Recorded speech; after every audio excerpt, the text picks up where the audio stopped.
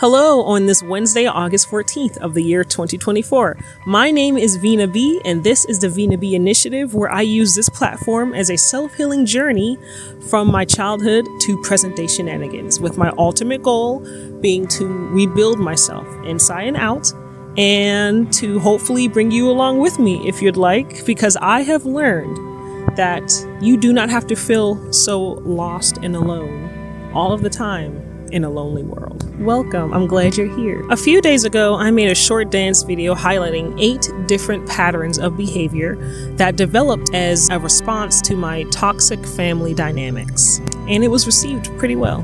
In this video, I would like to take some time to explain the meaning behind those phrases and how they affected me then in my childhood and now as an adult. Number 1, constant rushing and stress states. That feeling of never having enough time in the day to get things done. Gotta go, keep it moving, let's go, hurry it up, time is of the essence. My childhood was characterized by a chronic state of urgency, even when it wasn't necessary, instigated by my father's demanding nature, where me, my brothers, and especially my mom oftentimes felt like we lived in the shadow of my father's stress, in a suffocating environment that felt inescapable. We were always so aware of the time, and yet we still arrived late. I remember how my father would snap his fingers while saying, "Come on, let's go." And I've noticed that my mom will oftentimes hurry along my father by utilizing the same tactics that he did throughout the years to regain some sort of power or control in their relationship, but I feel that it doesn't change anything either way. As an adult, I can say that all that hustle and bustle and rushing and stress has riddled me with anxiety, where much like my parents, I'm so quick to act and to move, oftentimes forgetting important things. Forgetting something at home that was the very reason I left the house for, or misplacing my keys in a hurry to move forward when really I'm getting nowhere at all. I have a fear of being late, but at the same time, I always feel as though I'm not ready enough yet. I have trouble operating throughout the day knowing that I have this one specific thing to do at this one specific time, always focused on time that is constantly slipping away from me. I have trouble starting tasks, yet I always imagine doing that task, and I have trouble finishing tasks because I always feel like there's not enough time to finish and that I should be moving along to doing something new. Just the idea of doing anything and having to be somewhere at a specific time and having to look a certain way or just present myself a certain way, and I love the drive and I love the people, all of that gives me anxiety. Number 2, tokenized appreciation. Being nice to you to make it easier for them to manipulate you in the future. As a child and even now, our Father only puts value in us for the things that we are able to do for Him, our actions. Whereas our mother puts value in us for simply existing, and she praises us for indulging in any undertaking at all. As an adult, I realized that our Father does not really like or enjoy receiving or giving verbal praise, because to Him, the goodness in you is seen through your actions. And even still, when you do something for Him, it might not add up, it might not be enough. You ain't moved mountains. Not only does our Father love when you do something for Him because of Him, He also loves it when you spend money on Him. And growing up, He made us feel so unappreciated and small, and that we didn't really deserve too much, no matter how much we did. And looking back on it, I feel as though we would have been glad to have helped our Father do anything and everything He wanted, if only He had not made us feel so incredibly uncomfortable during any task, because none of us wanted to be around Him. Especially as adults, no one wants to be around Him. And even the praise that we do receive from Him in our adulthood feels hollow, because after years of expecting because after learning through years and years and years of molding that one praise you get will be followed by 10 times worse pain, all the years of expecting failure and stress and unhappiness have made us numb. So much so that we even downplay praises and appreciation from other people. And we don't mean to. And that's called modesty, I guess. Number 3, the guilt trip. It is one of the worst feelings in the world to know that a parent or guardian doesn't appreciate you, dislikes you, or despises you even, because you have not made their lives better by simply being born. And as a matter of fact, you make their lives worse because your existence causes disharmony in the dichotomy of a relationship dynamic that barely exists, and I don't even know what that means. It is one of the worst feelings knowing that a parent or guardian thinks of you as less than. After all the years that have gone by, all the trials and tribulations, all the pain and tears shed, simply because you have not climbed the ladder of their expectations. Expectations you were never given the chance of meeting, let alone surpassing. They're far more comfortable comparing you to their younger selves, saying what they would and would not do if they were you, or could be young again, or even worse. They're comfortable comparing you to someone your age or younger who lives a far more successful life than you. And they're upset with you, mad at you, angry that you have not reached that level of accomplishment in order to be able to get them out of their current situation. And you feel shame, you feel worthless because you lack accomplishments, because you haven't hustled hard enough to put your mama in a Benz and your daddy in a new house. It sucks. And all the while, you forget who you truly are. You're not them, you're you. Number 4, learned helplessness. This one's a tough one because it kind of feels like an alternate form of Stockholm Syndrome. This is a condition where you feel you have no control over a current situation, and so you do nothing to try to stop or improve it. And you feel as though there's nothing you could do at all to change it. It is very easy for the mind to come to the belief that after days, weeks, months, and even years of a repeated cycle, that you have no power to change anything, not even yourself. To become passive or submissive to the events surrounding you and unable to operate effectively outside of that environment. As a child, I believe that the emotional, physical, and psychological abuse we experienced in our family was something normal that everyone went through, and that there was nothing I should do to change it.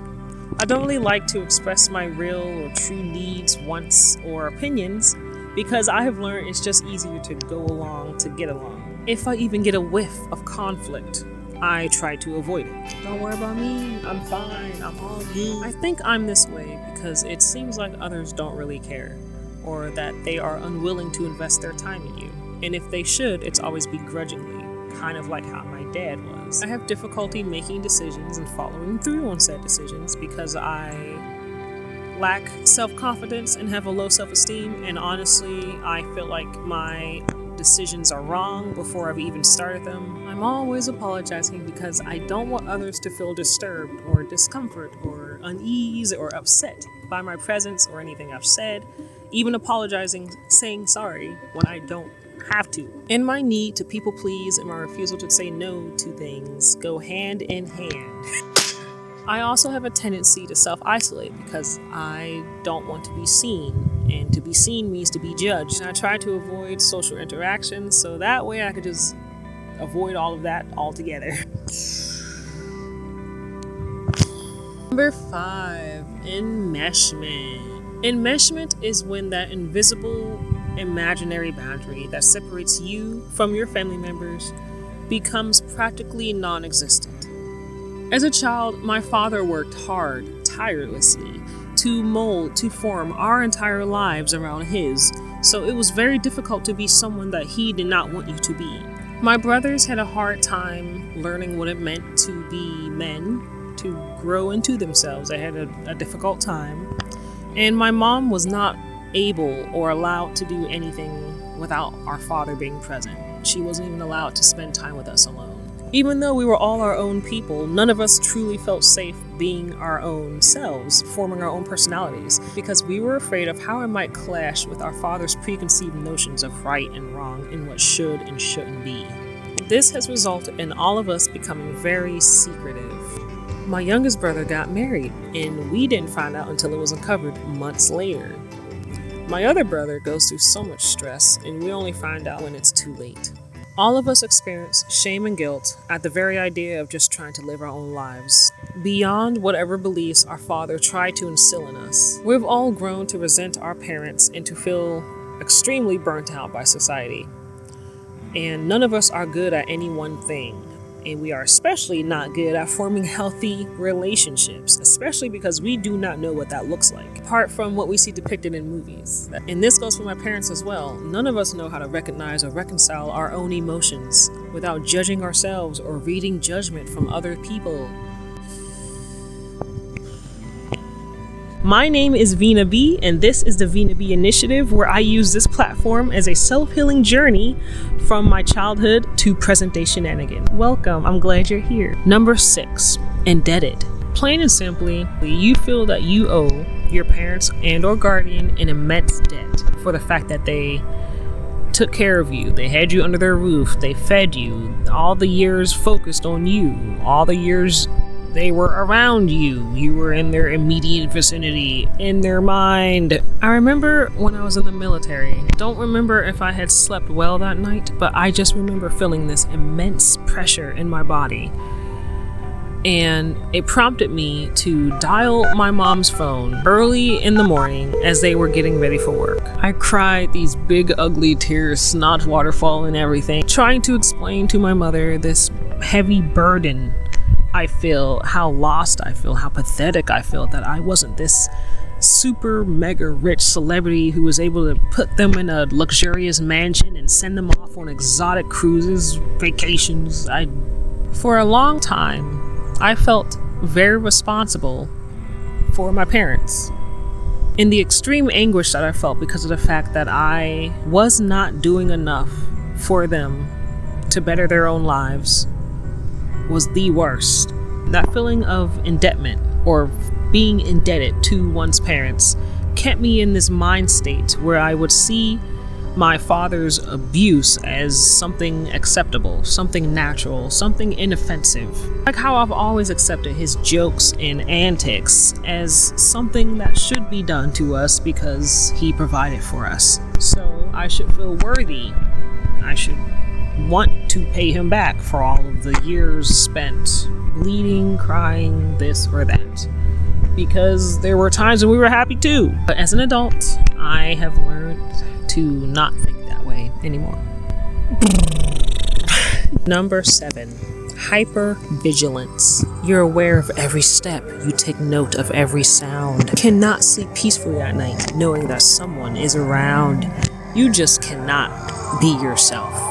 You know no peace. This is still actually a very huge problem with in my family. Always being on high alert. Always on high alert for anything and everything that could go wrong or something that's out of place.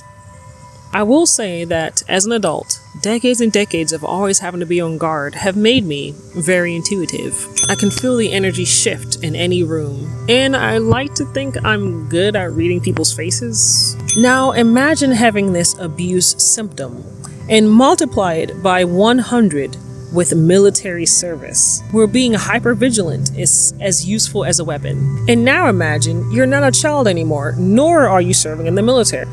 But you do not know how to relax your body. You do not know. You have extreme difficulties with tension.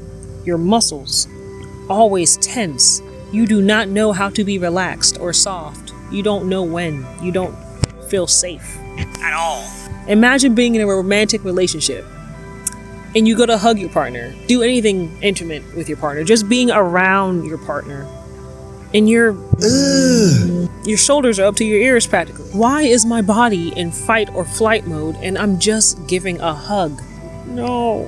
And last, but certainly not least, number 8, dissociative maladaptive states. This was our defense mechanism. All of us, me and my brothers, have developed this astounding capability to create these immense fantasy worlds and scenarios in our heads. We are the ultimate daydreamers. And now we feel bad because we lack the fortitude to turn this talent into something profitable for our own well-being. We're all just trying to figure out who we truly are, and I know that all of us have experienced and may still be experiencing an existential crisis at this very present moment in time.